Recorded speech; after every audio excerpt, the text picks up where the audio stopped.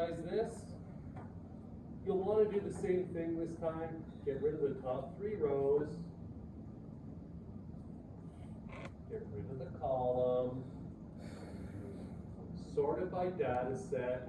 I'm pretty sure it's data set A again, but take a look just in case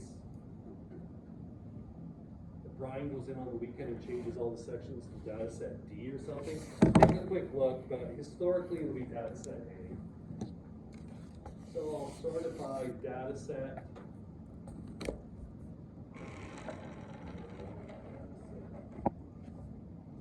So I always take the time to manually go in and I wipe everything else out, and I like to see it wiped.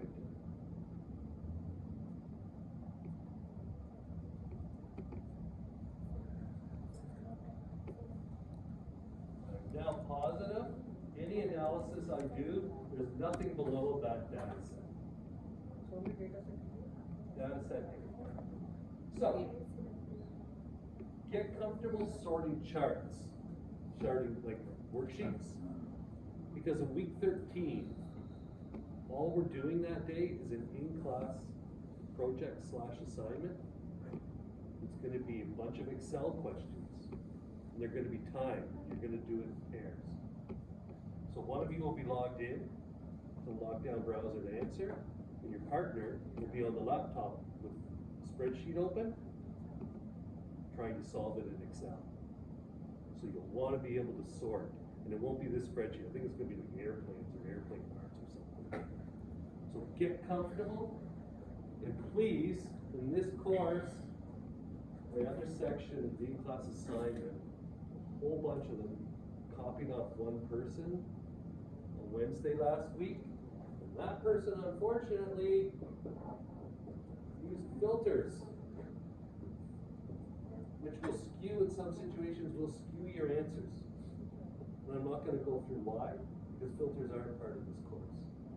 But please, just sort your data the longer, slower way.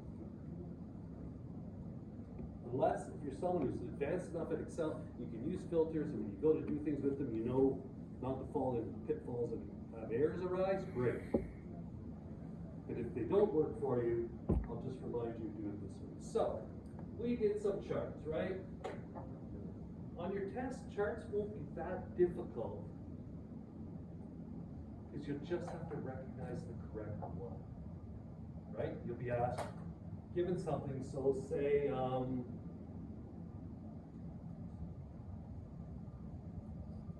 let's find a Chrysler 300, year 2, the sales for January, February, March, and April, the first quarter.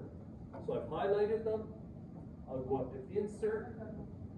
I'll pick the chart type I want. Let's take a 2D column. There we go, there's the chart. So last week, remember we covered how to come down here, how to change that, make that months.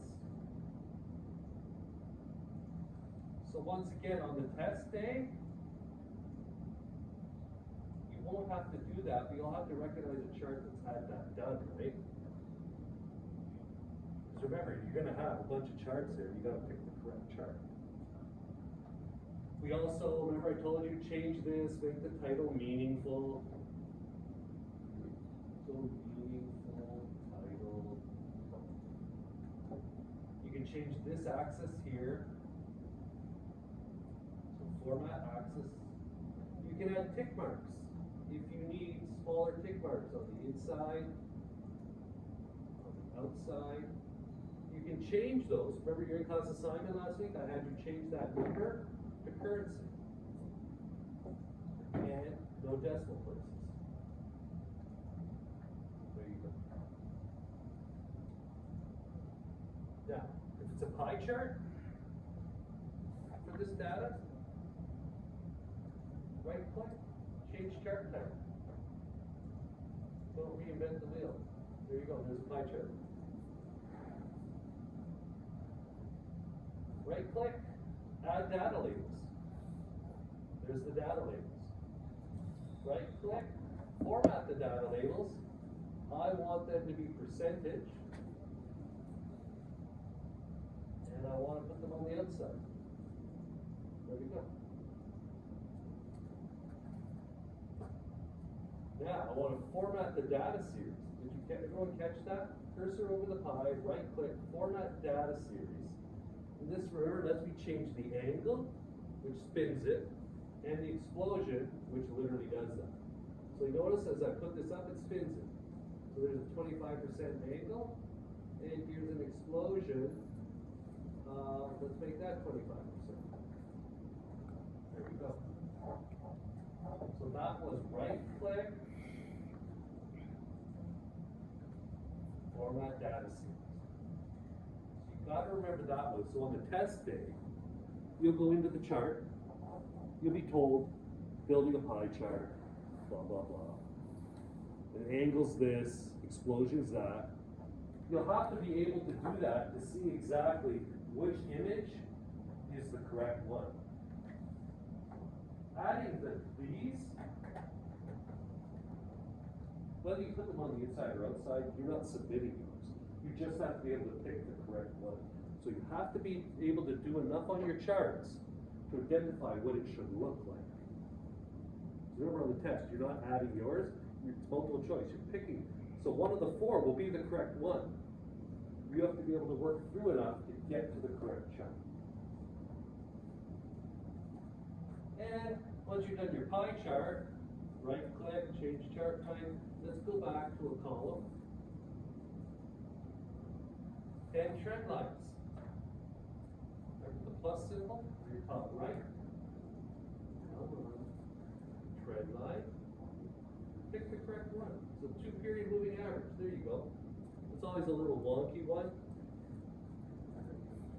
Or a lot of people were unhappy last week. Remember your one last week was not linear. It was linear forecast. See linear forecast? It extends out. It forecasts a couple of periods. So that is basic charts. As long as you can build one, remember, right click, you can change the chart type to whatever you need. Area chart, bar chart, I can change chart type to column cluster. There they are clustered. That's charts. Can't really make it, not going to make it any more complicated than that. That's what you need to know for the test. Next thing we did last week, I'm going to make this a little larger. We did forecasting, remember?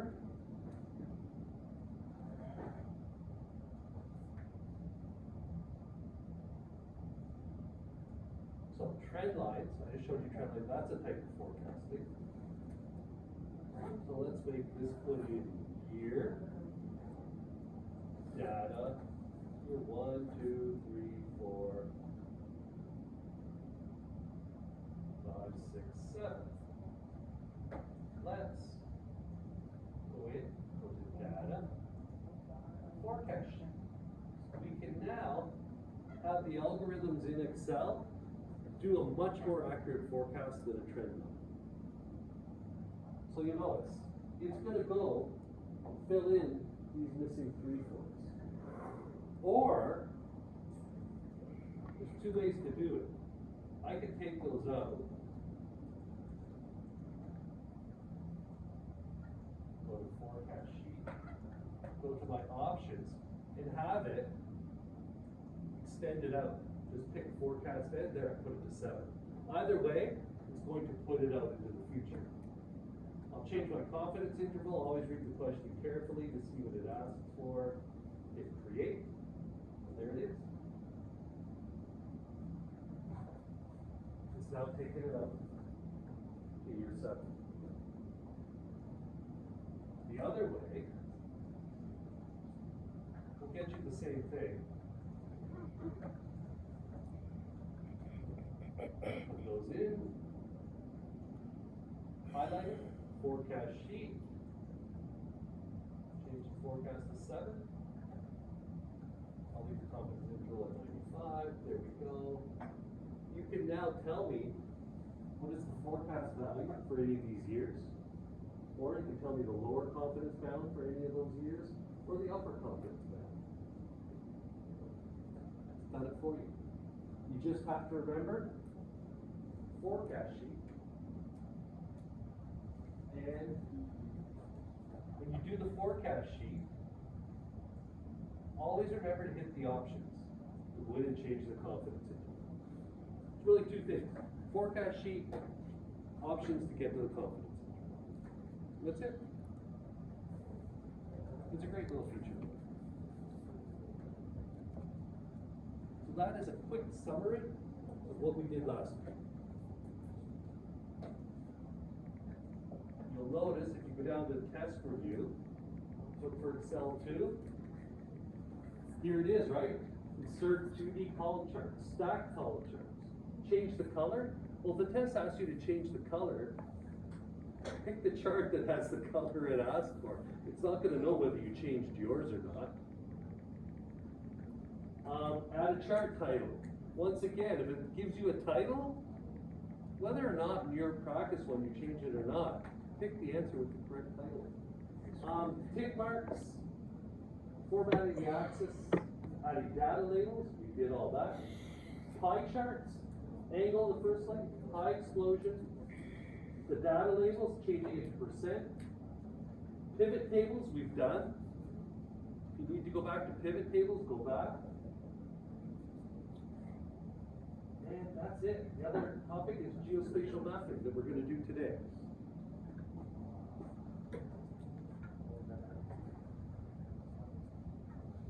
So, if I go to BI portfolio exercises, come down to Excel 2, there are some files here.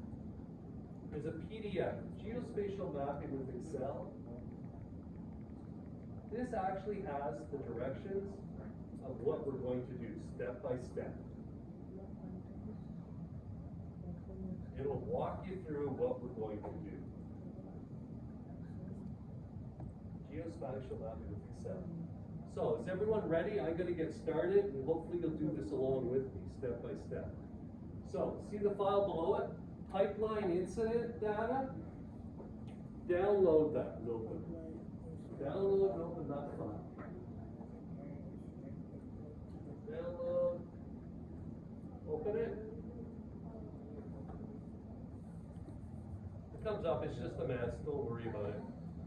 Once you've got it open, go to File, Save As, save it wherever you want, save it as CSV, delimited file.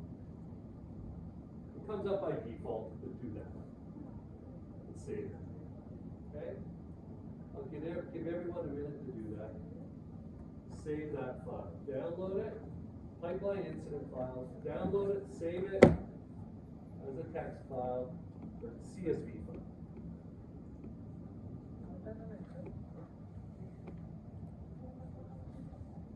Everyone pretty much found it, got it downloaded, saved it. Anyone not there yet?